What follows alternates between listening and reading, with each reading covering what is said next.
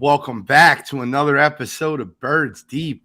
We are without our fearless leader tonight, the Godfrey. He will be on shortly. He's stuck in traffic. He's going to the game.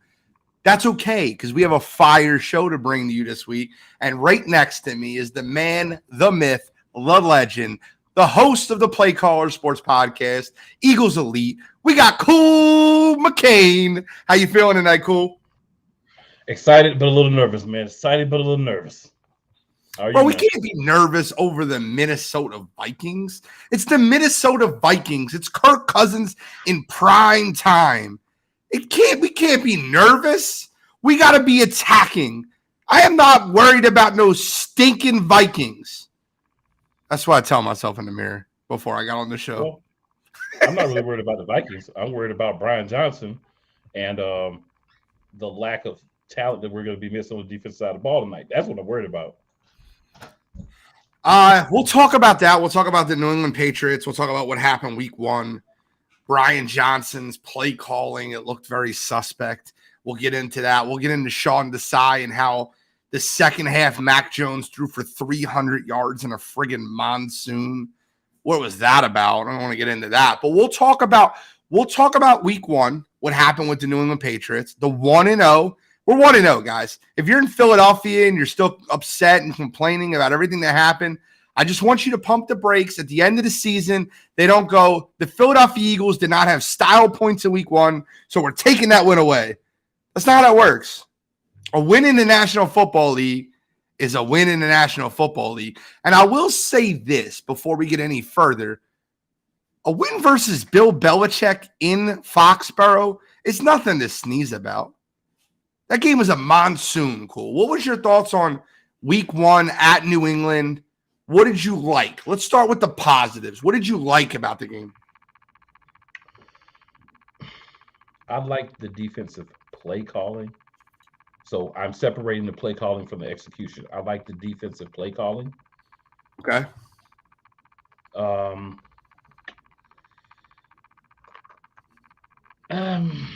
thinking of other things I liked. I liked he don't like much. I liked AJ Brown. I think he did well. I also did enjoy Dallas Goedert's route running. You know, he was able to get open a lot of times. The ball never came to him, but he was able to get open, quite a few times. And I like the support that the Eagles got in the stadium. That's fair. That's about the end of the lights. That's the only thing you liked? I liked the first half. I liked defensively how the Eagles looked the first half. They looked attacking.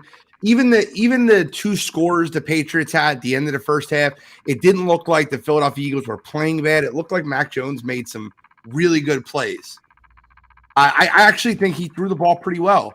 I think that the Eagles' defense looked fine until Nakobe Dean left the game, in my opinion. Do you disagree? But he left the game, it was either the end of the first or early second. So third quarter.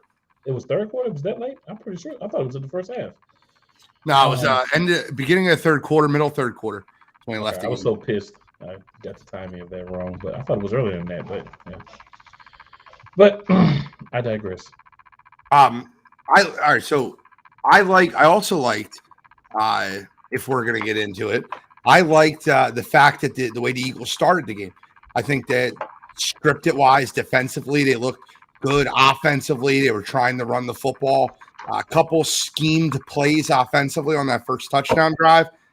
The Devontae Smith has got incredible hands. I think we've seen that on display again, and it's gone. That's great. So I like that. So let's go give her, and Godfrey should be on to give grades. I kind of want to stall a little bit. If you feel like I'm stalling, there's a reason. I want to give grades. So we do grades every single week after every game. We give 3 grades.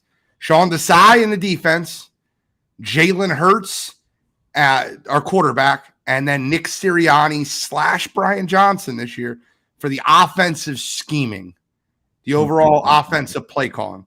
So where do you want to start, Cool? You can pick anywhere you want. You're leading us on this. Where do you want to start? I want to start with Sean Desai. Okay, I'm here. I'm listening. Give me your Sean Desai grade as a whole. I have to give him an incomplete.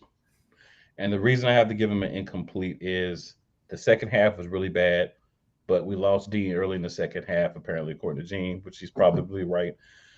So I have to see him with the game plan and different guys in, right? Christian Ellis, whoever else is going to be playing at linebacker, what they can do and who's going to call plays.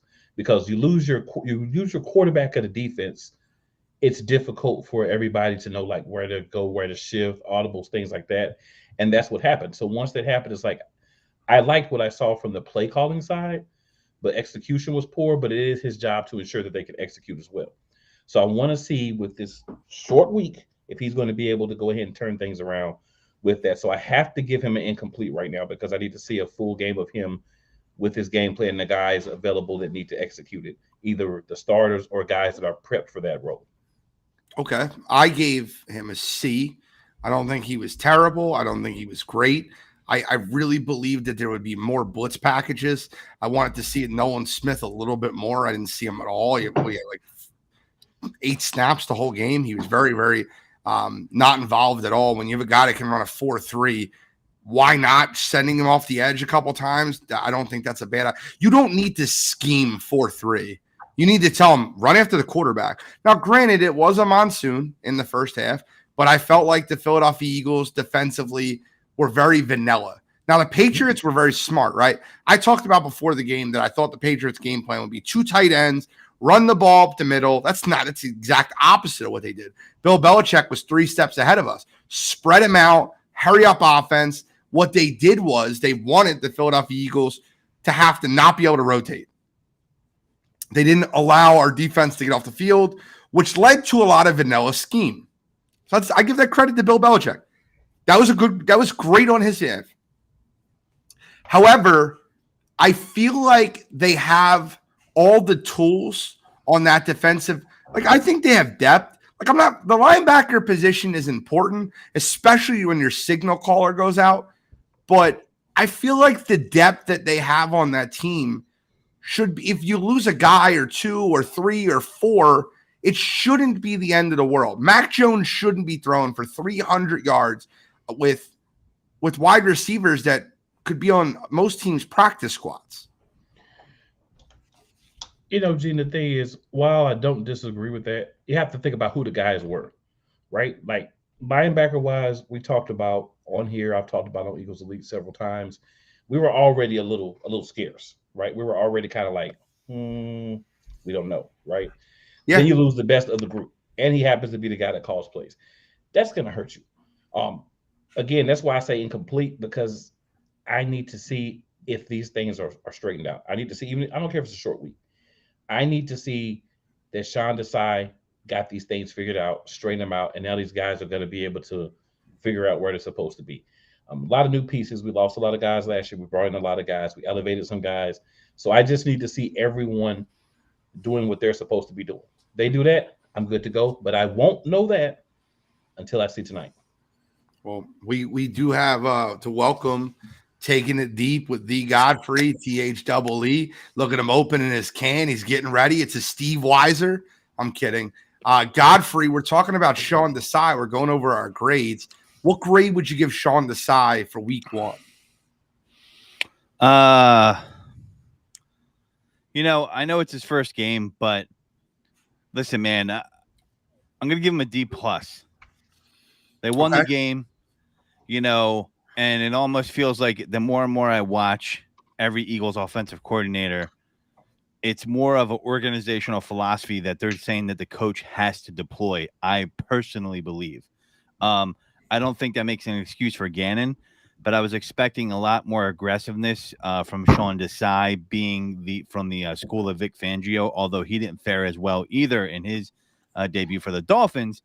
But, how many times are we going to get eaten up over the middle by nobodies? Like, everybody's in the fantasy football world spending all their fab money on Kendrick Bourne. I laugh at them. He's nobody. He's nothing. He's a blocking receiver going over the middle, having career day against us.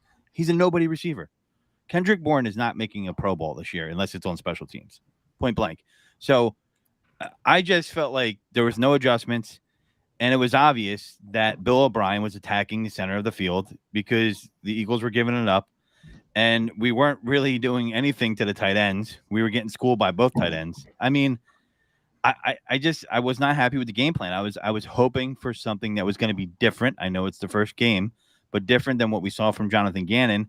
And I just feel like we have a philosophical way that the organization says they want defense to be played, and it's this bend don't break crap. And I just feel like, we do have the studs on the line to get home, but I mean, man, there's just a gaping hole in the middle that's been exploited multiple times over the last year and a half, 2 years, almost 3 years.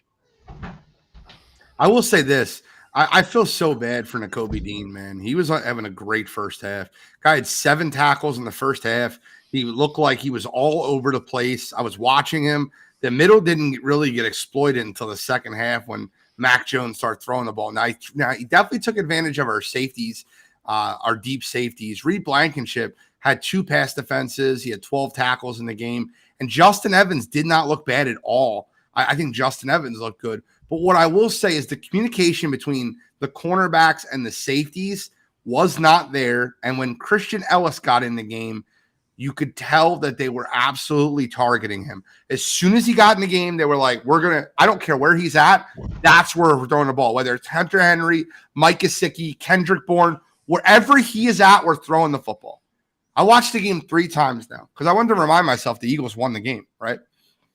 I will give Desai credit. Here's where I'll give him credit. I think D+. I think C+. I said C, but I think C+ would be better because the Philadelphia Eagles turned the ball over twice. At the end of the game, with the Jalen Hurts fumble and the weird going for it on 4th down, because I'm going to talk about that next. I don't know what the hell they're thinking. You punt the ball there and you make them go 80 yards. I don't know why in the world they thought going for it there was I was screaming this is a terrible decision.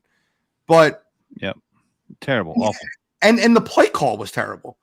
It was a hot route to Devontae Smith when they did not have protection at the quarterback. Jalen Hurts had to rush to throw. It was terrible. I will say though, Gene, that when he made that throw, the cornerback definitely got away with a PI. He definitely turned his waist. That would have been called on Bradbury in the Super Bowl. Okay. Oh, well, what he did was way worse than what Bradbury did in the Super Bowl. Yes, way worse. Okay, I get that. That's not the point. I still hate the play call. You can't leave it you can't leave it in the referee's hands and hope they make the call. I agree. Yep. So I think the Eagles defense stepped up huge those last 2 drives against Mac Jones. They looked good there. It almost like Christian Ellis got his feet underneath them. They started getting used to it, and I hope that carries over into the game this week because the defense was the star of the end of that game. 2 big stops. Okay, so let's move on to Jalen Hurts. I agree. It was. Let's move on to Jalen Hurts. Jalen Hurts as a whole, 22 of 33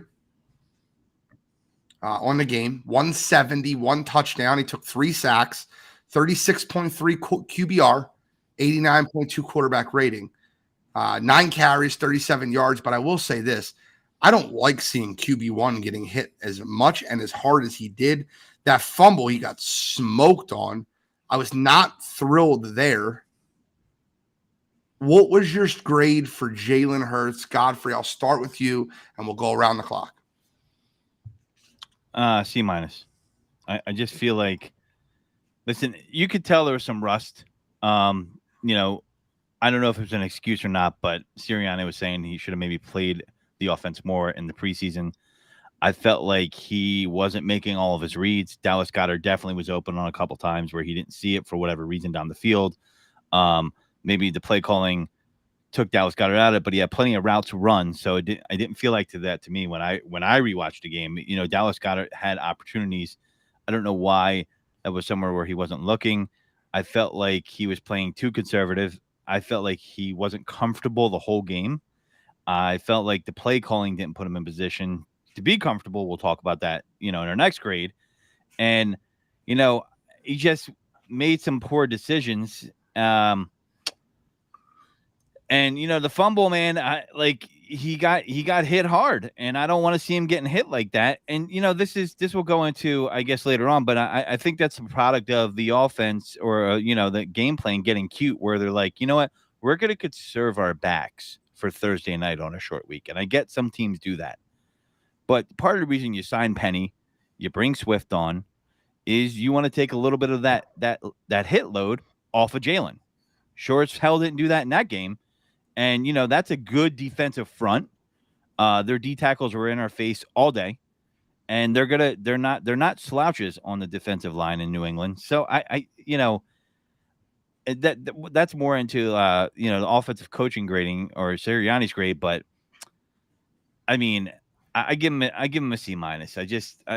It wasn't his best game. It wasn't horrible. Got the job done. I'm pretty sure if he ran it back, there's a lot of things that he realized he left on the field. Mac Jones outplayed Jalen Hurts. No doubt in my mind. Cool. What is your thought on the grade for Jalen Hurts? Jalen Hurts gets a big fat C. Average, nothing special. He had a couple of plays. The one that hurt was the one where the ball moved slightly on A.J. Brown on the big play. See, that would have been something that could have ignited the offense for the rest of the game. But, hey, it is what it is. It's hard to come across the field, make a catch, tap your toes, and completely control the ball. So it is what it is. But just the fact that he could make that throw in stride and give it to A.J. Brown, we could catch it, it shows you that the ability is there. But, again, I'll get to the issues with why I felt he played the way he did when we talk about the next grade. But he gets to see average. I feel like as a quarterback, I don't care who your coach is, when they keep calling plays for you to run up the middle, we need to get an audible effect. We don't want you doing this. We don't want Jalen Hurts. Everybody else doesn't want Jalen Hurts running. I don't want Jalen Hurts running up the middle with tackles slamming his shoulders into the ground and re-aggravating the injury from last year. That's what I don't want. I don't mind him running the ball because he knows how to get down. He knows how to get out of bounds. He has good speed. I don't want him running in situations where he doesn't have open field where he can get clocked. Any quarterback in the league would have dropped that ball when they got hit like that. But your quarterback shouldn't get hit like that because he shouldn't be getting called to run plays up the middle like he's a freaking fullback. Completely agree with you.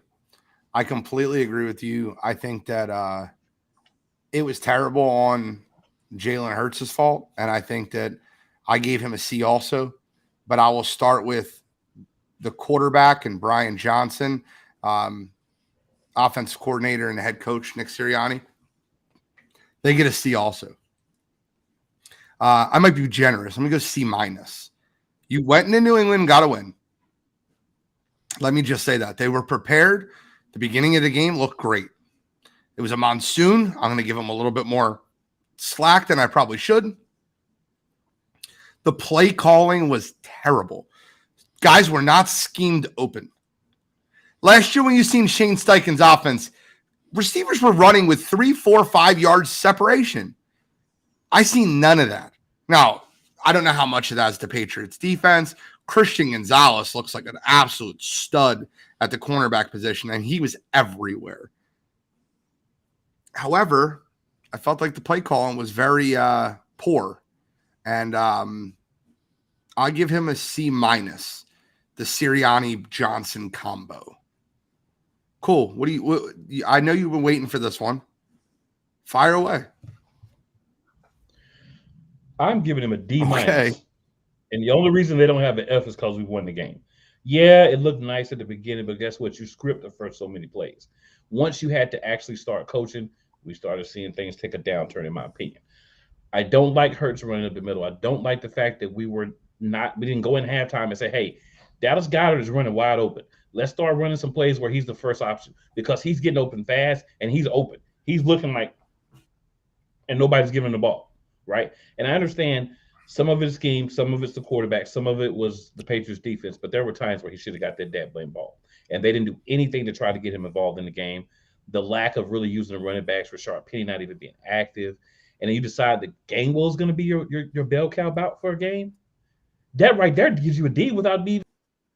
It's not an every down back. Gainwell is a guy that catches the ball in the backfield. He's a guy that can spell. He can make good plays for you, but he is not your top back. If he's your top carrier, if he has the most carries on your team, it's a problem. That's why they he's did a lot banged of up. things. Yeah, they did a lot of things to lose this game, but luckily we stumbled into a win thanks to the defense. So I'm going to give them a D minus, and the only reason they don't get an F is because we won. I was not pleased. Okay. Godfrey, what did you give the Sirianni Johnson combo? I'm with Cool. I'm giving them a D. And like I said, because they want. My thing is, it wasn't similar, but it was in the same vein that I felt the year before last year with the first win against the Falcons. Okay. I felt like, all right, they won. That's cool. But they didn't really have an identity. And I felt like they didn't have an identity in this game. They didn't really have a clear direction they wanted to go with the offense, how they wanted to attack, and I just felt like, the talent helped win the game for them. But if that was a better team, they definitely lose. And that could oppose their will on them. Fortunately for us, we have a really good offensive line. And, they didn't have the greatest game either, but they did well. And they held their own. And that's probably what was the anchor to still be able to win. But there's just a lot of things. Like Gainwell, he's not an every down back. And I think coaches at times, especially younger coaches, but I've seen Andy Reid do this where they try to reinvent the wheel. Yeah, I get it. Thursday night's a short week. And I didn't really think about this until after I went through it and I was looking at my fantasy football stuff, and I'm like, man, because DeAndre Swift is a start. The Eagles traded for him for a reason, right? And he didn't get any touches really. And you're like, what's going on? This doesn't make any sense, right? And, the Patriots can be susceptible to pass catching backs, but that didn't seem to be part of the game plan. And I'm watching it and I'm like, I don't get it. And I figured it out a couple of days later, and these guys they're doing a load management type of deal where they're like, all right, Gainwell, we'll do a little bit of Scott. And, we got a short week to turn around, so we'll have Penny and Swift. And maybe if they go 2-0, they're going to see, we're smarter than the average bear. But that could easily backfire on you, too, because now Gainwell's banged up. And what if you get your other backs banged up that have an injury history on Thursday night? So it can go either way. And it bothered me because I can't imagine a real Eagles fan not having this thought. Wow, Kenny Gainwell got that many plays to start off the game. Who didn't think that? Can anybody raise their hand and didn't think that in this room? No, right? So, and listen, I'm okay for putting other guys in offense and spreading around, but it just seems like they just want to be smarter than everybody else in the room with this plan, or it was the opposite, and they were just ill prepared, and they didn't think that deep into it. I mean, it almost felt like they were flying by the seat of their pants at a certain point because no Dallas Goedert. You should have made an effort to get him involved, okay? I don't care what anybody says. Make some adjustments. Get the ball on the outside. Put DeAndre Swift in some space. Make their defense spread out and have to come to the sides of the field, not just camp there in the middle and attack up the middle. And that's exactly what they're doing. I forget the kid's name. I think his last name is White. He was getting tons of pressure up the middle. And it just seemed very uninspired, very uncreative, and I'm very disappointed in the debut of the Johnson Sirianni playing calling machine. And and I just I hear this ghost of Jonathan Gannon in my head. I told him to take the play calling away. Woo! And I don't know if that's true, but at the end of the day, it was an abysmal performance. I'm surprised we got out there with a win. I mean, thank God for a big play Slay and Jalen Carter and guys like that, to kind of keep things afloat. But I mean, come on, man. Like that was so bad. That was like 2 years ago, Jalen, and they weren't putting him in a position to be successful or protect himself as the quarterback. Well, the thing I want to mention some good stuff, guys. We're just talking about a lot of bad stuff. Jordan Davis looked great. Yep. Anybody else notice that? Jordan Davis looked incredible. He was stuffing the run. I think he led the defensive line in tackles, which I love. I love seeing that, his big body in the way. His handwork was phenomenal. If Brian Baldinger does a review of a lot of stuff on the offensive line and defensive line, and his handwork and his rushing were phenomenal. I mean, he was working his hands, getting past the guards and just blowing them off the ball.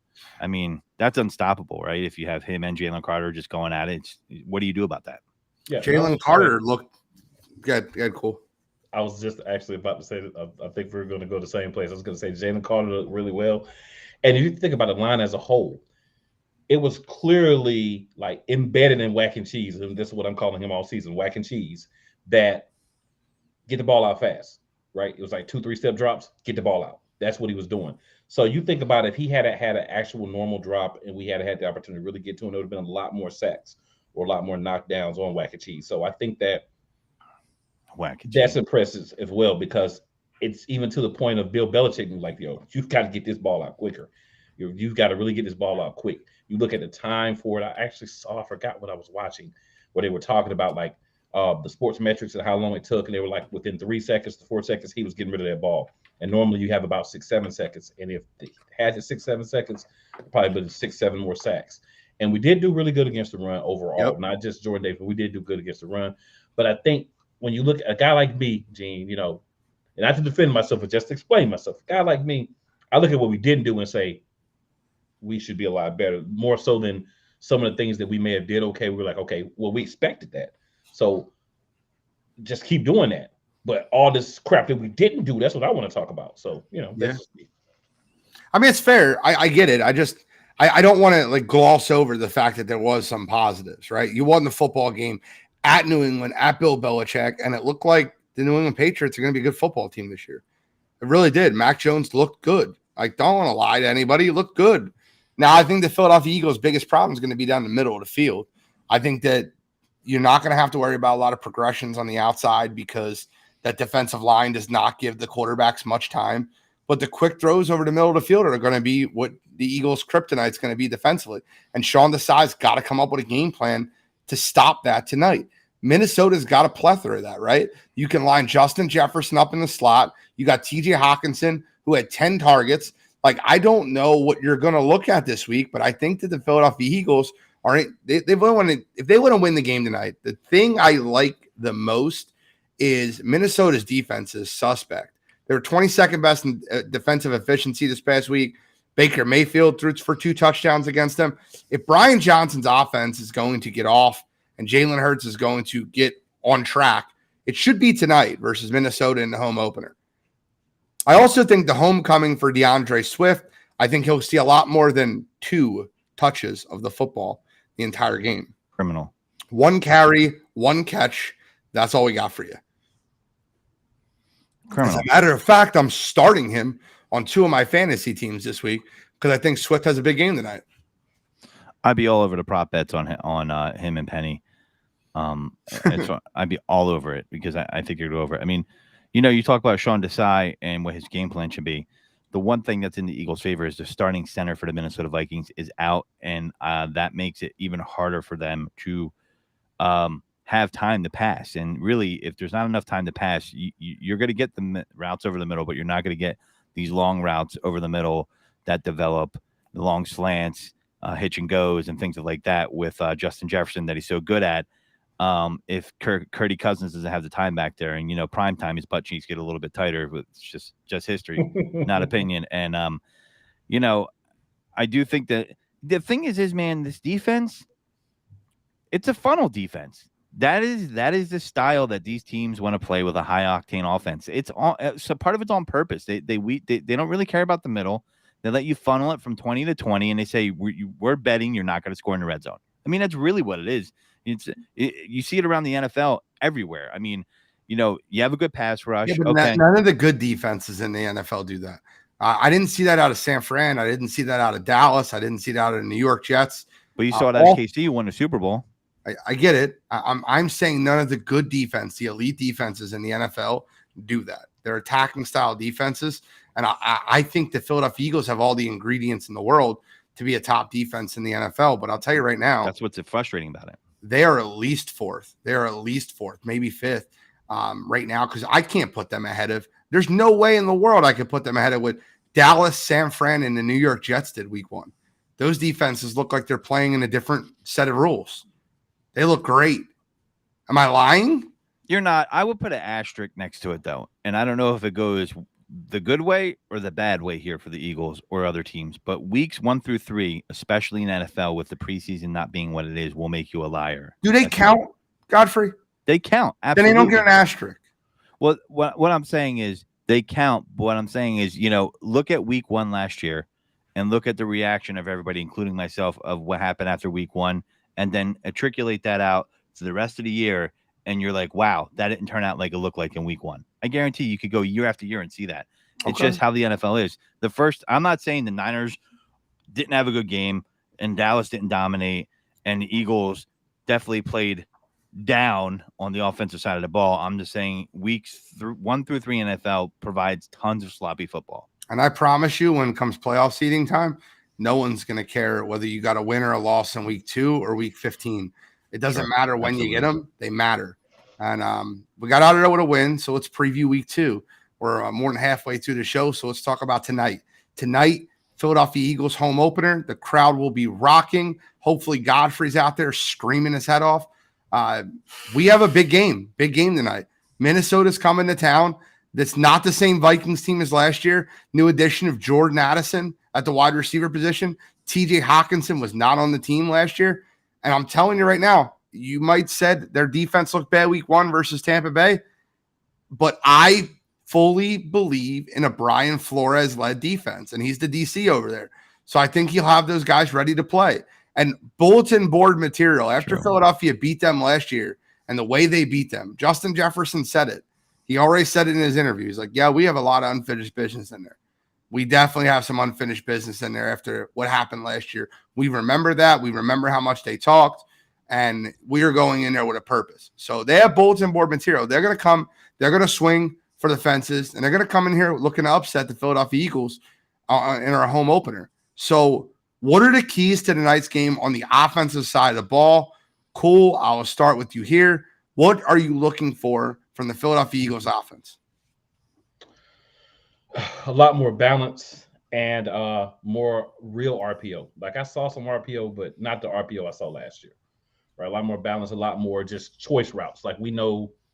So in this first game, I saw a lot of, we had specific plays and then we had specific times where we're going to do RPO. I want to shove RPO down their throat. I want that to be the primary thing that we do because that's what I like to see Jalen Hurts in. He can drop back in the pocket, make the plays and survey the field. I also want to see in short yardage situations, this crazy thing that used to work out for us last year that the idiot coach and the idiot OC forgot about last week. And that's called the tush push. Yes. I'm trying to calm down. My bad. So the quarterback sneak. So I want to see that quarterback sneak actually used, right?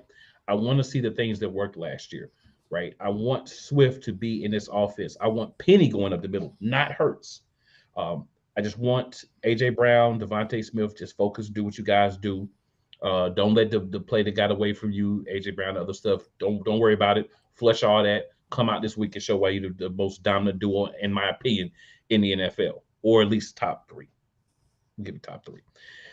Also, I want to see the line more comfortable in understanding what's going to happen so they know where to block. Because I did see some times where it felt like a guy was blocking to a certain zone, but because of whatever weirdness, the next guy wasn't blocking that other zone completely. So there were some holes there that allowed Hurts to get a couple of those hits he got. And just be comfortable, Hurts. If you don't have it, bring it down, run it around the edges. Do not go up the middle. I also want to see Hurts. Like last year, we saw Hurts when he ran the ball. He ran the ball. If he had the opportunity, he would fall forward and try to get more yards, or he just run, get a couple of yards, and get out of bounds. There wasn't a lot of sliding last year. Now we're seeing him sliding, and I'm like, you didn't get hurt because you ran the ball in the field and somebody hurt you. You got hurt because you tried to go up the middle and you got blasted. So let's just keep that away, but let's not take away from the aggressiveness that was you last year. End arounds, Devontae Smith has a lot of speed, crazy things like that. Mix it up, do some different things, and actually use a playbook and expand. Use what worked last year and expand on those things. Don't try to come in and rebuild what wasn't already broken. I think I said this before. I'm very excited to see what Sean Desai can do with this defense because I think he's an upgrade over Jonathan Gannon, but Brian Johnson's 100% a downgrade from what Shane Steichen was. And I want to answer this question real quick before we get into the offense. He said, what are you most worried about the Vikings? I think TJ Hawkinson in the middle of the field. I think I'm most worried about Kirk Cousins throwing the ball across the middle of the field and having our 2 weakest positions, linebacker and safety, exposed. But as far as the offense is concerned, I am looking forward to the offensive line getting back to being the offensive line. There's no excuse for how many times they were in the backfield last week. That offensive line did not look ready. And that goes from everybody. That goes from Lane to Cam to Kelsey to Dickerson to Mailata. They did not look good. The Patriots defensive line was winning the war in the trenches. That is not a good sign. Now, here's the good news, right? Minnesota does not have a front seven like New England does. So that offensive line should have their way tonight. I want to see them impose their will and be able to run the football versus Minnesota tonight. I want to see DeAndre Swift have 15 carries or more. And I want to see Dallas Goedert involved in the offense. Don't fall in love with just throwing the ball to Devontae Smith and A.J. Brown. There's more weapons on this team, and it makes you completely one-dimensional, and it makes you very easy to predict. The predictability of that offense last week was very easy. I was telling the guys next to me what the Eagles were running before they ran it. It looked terrible. I could tell you what they were doing before they ran it.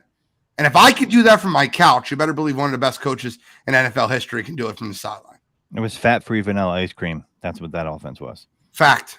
Sugar-free, fat-free vanilla ice cream. It was soy ice cream. Sugar-free, fat-free, keto soy ice cream. Yeah. Fucking awful. Listen, they will be able to impose their will on this defense. The great thing is, or I say the bad thing for the Vikings is Brian Flores can't play defense for him too. Yeah. He's a great schemer, but you still need talent. You can't just put trash cans out there and tell them to stop stuff. The aging, they haven't retooled yet. I think the Vikings are in a reset year. I have a few Vikings fans that are friends and like, what do you mean? We won 13 games. I'm like, stop, bro. Just stop right now. And I think that they can absolutely impose their will on them. I think that, playing the Patriots before a Brian Flores defense kind of prepares the offense for that because he comes from that school. And you're going to get a lot of blitzes. You're going to get a lot of disguised coverages. You're going to get some exotic schemes.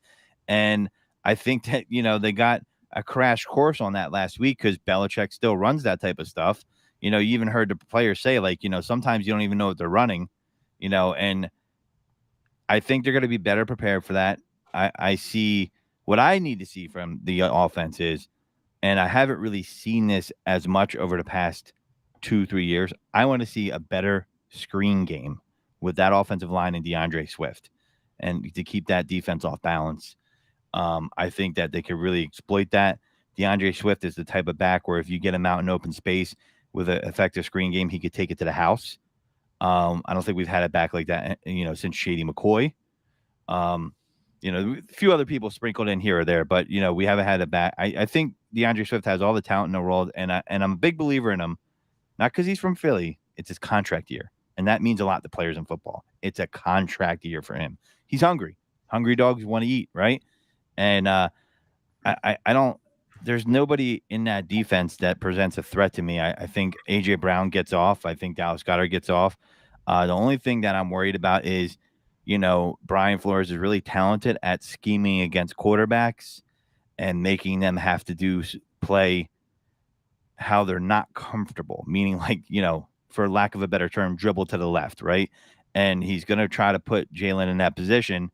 And the question is, are we going to be able to audible out of it? Or, are we going to be able to see that coming? And Brian Flores is their best weapon because scheme is going to be their only friend as far as the Vikings defense today. Well, I got a fun game I wanted to play with you guys.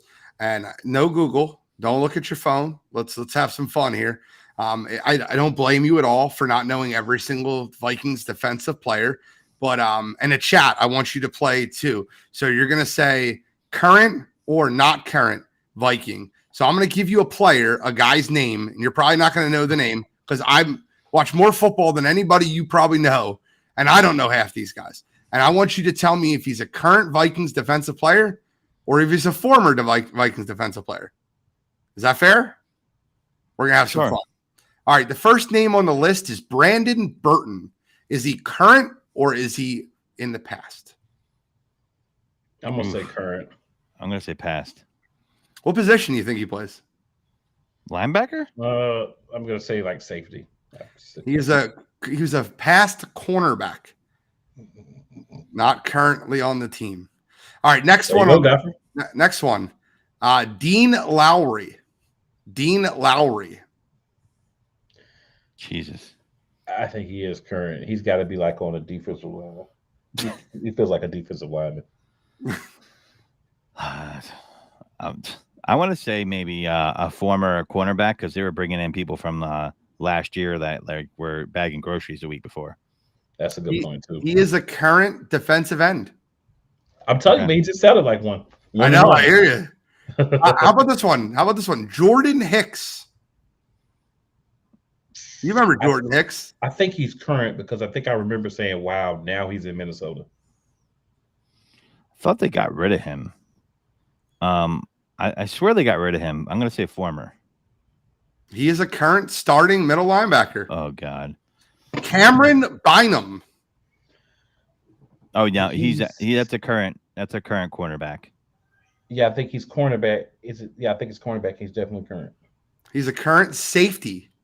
Okay, I got another one for you. Christian Ballard. Ballard, former. Nah, current. I believe he's current. I just can't remember the position. I want to say linebacker. I'm gonna say safety. Former. He is a 4th-round pick of the 2011 Minnesota Vikings. He is no longer on the team, and he was a defensive tackle. Oh, okay. I got 2 more for you guys. 2 more. All right. Desmond Bishop. You ever see Major League the movie? There's a scene where they're like, "Who the fuck are these guys?" I'm gonna say current corner. It's gonna be wild. I'm gonna say Altar Boy because his last name's Bishop. I don't know. Current. I'm gonna say gunner. He's a gunner. He's a special teams gunner. I don't even know who this guy is. He's their star. Yeah, he's a former linebacker for the team. And then last one for you guys. Caleb Evans. Caleb Evans. Current linebacker. Okay. Godfrey. Current long snapper. No, I'm gonna say current. He is their starting cornerback. CB1. Yeah, wow. You know it's funny. I have a really good friend that's a Vikings fan. And he calls me up and he'll be like, "Hey, he'll tell me the moves the Vikings made, like moves that don't matter." I'm like, "Why are you telling me these moves?" Right? And he's probably told me about this shit, and I'm just like, that's why I'm like. But this is what I mean. These guys, and I'm a football fan, guys. I watch tons of football. Most of those guys, I had no idea who they are. Honestly, like they have a couple guys I know who they are. Danielle Hunter's on that team, even though he wants out. Andrew Booth Jr.'s on that team. Byron Murphy's on that team. They got some guys. They still got Kendricks too, right? Who? Eric Kendricks. No, I think Kendricks is gone. They got Hitman Harrison Smith there still, right? Old Man Smith? Yeah, Old Man Smith's still there. Yeah, he'll never leave. Have Quez Watkins run by him like he's not there. And then Quez Watkins will drop the ball. He'll drop it, but I want him to run by him. Let him know. Rumor is that Harrison Smith and Adam Thielen last year used to run backwards for the slowest 40 time. And can't. All right, well, we got one more thing for the day. We're gonna get into counterfeit green in a minute, but what is the Eagles' game plan defensively to slow down the Minnesota Vikings today? Godfrey, I'll start with you because I start with Cool on the offense. Well, the one thing that does scare me is TJ Hockenson over the middle. I hate to say this because it's not going to be something I like. I think they're going to just try to funnel all the offense to the middle, to be honest, and TJ Hawkinson's going to be one of them. But the game plan is you got to minimize big plays. I'm not really afraid of their run game, and I would say, hey, let's send a linebacker on a blitz, but that's not our style here. You're going to try to get pressure at 4, and you probably can with the center being out. And, Kirk Cousins is not going to run to the side and roll a bootleg out. He's as slow as dust. So, the game plan is you're going to bring pressure with your front 4, and you're going to minimize big plays. I mean, that's really the game plan, and that's what they're going to have to do. And they're probably going to bracket Justin Jefferson sometimes. I mean, that's pretty much what's going to happen. And they'll let him run wild in between the hashes. I mean, you just can't let them get behind you. And that's probably how they're going to approach this defense. Cool. What's your approach for the Philadelphia Eagles defense? we've got to find ways to get more corners on the field. Maybe you got to play a corner at safety for portions of the game as well. You have to be keen on watching the game flow and saying, okay, these are downs that look more like passing downs and distances that look more like passing. We may need to slide extra corner out for those because we are going to be in trouble in that middle. I think that we need to just put Jalen Carter in the game and say, go find a quarterback. Jordan Davis will cover if the running back gets by him. But I think we've got to be aggressive. We've got to come and say we're going to punch. Some people may take offense to this, but I call him all the time the White Dak Prescott. So we're going to have to punch him in the mouth. We're going to have to slam him down. We're going to have to be aggressive. We're going to have to make him struggle and make him have to make quick decisions because he's not good at that, and he will turn the ball over, which is why I call him White Dak Prescott, because they're both guys that give him a lot of pressure, they turn the ball over. So I think those are the keys, and then also we have to ensure that we don't give up the big plays, right? So we have to make sure that we're disciplined. We have to be very disciplined in how we attack them, how we cover the wide receivers, and how we watch Hockenson. We just have to find ways to be creative for the next 3-4 weeks until we can get some of these guys back. Maybe we get some guys back sooner. And then depending on if Cox is able to play or not, that's going to take away some snaps from Jalen Carter, but let's give Jalen Carter more snaps. Let's get Smith out there a little bit more, like you said earlier. Let's use those young pieces. Let's put them in situations where we say, go get them, and then let's see what happens. By the way, the irony of you saying, what did you say that you called the white Dak Prescott? Amari Cooper called Dak Prescott the black Kirk Cousins. I call him that too.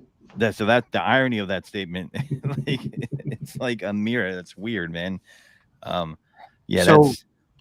So I let me give my keys real quick, and I think the keys to their defense right now is to be able to put pressure up the middle of Kirk Cousins. Yeah. I think the less time that he has to throw the football, the less you get exposed over the middle of the field. I almost would run a 4 cornerback set instead of running.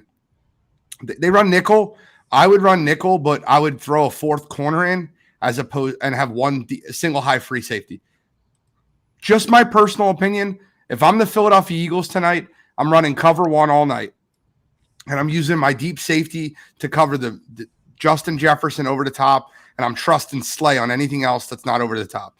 I think that you have to trust your corners, and you have to trust your defensive line to get home. If you put pressure up the middle and you do not have to have them sticking TJ Hockenson or Jordan Addison for a long period of time, and you play single high safety, I think your single high safety's got to listen. After watching last week, you have to say it's Justin Evans, right? Or Sidney Brown. One of those two guys have to play over the top. And I think that putting pressure up the middle from Kirk Cousins is the way to go.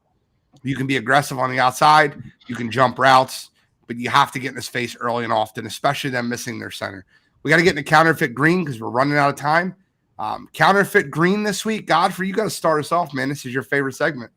Yeah. I want to talk about, listen, we analyze on the show. We talk birds. That's what we want to do. That's what we're here for. And that's what we enjoy. This is our squad. But the counterfeit green is all the fans I saw on social media saying things like, and I couldn't believe how many people I saw saying this. It wasn't a handful of people.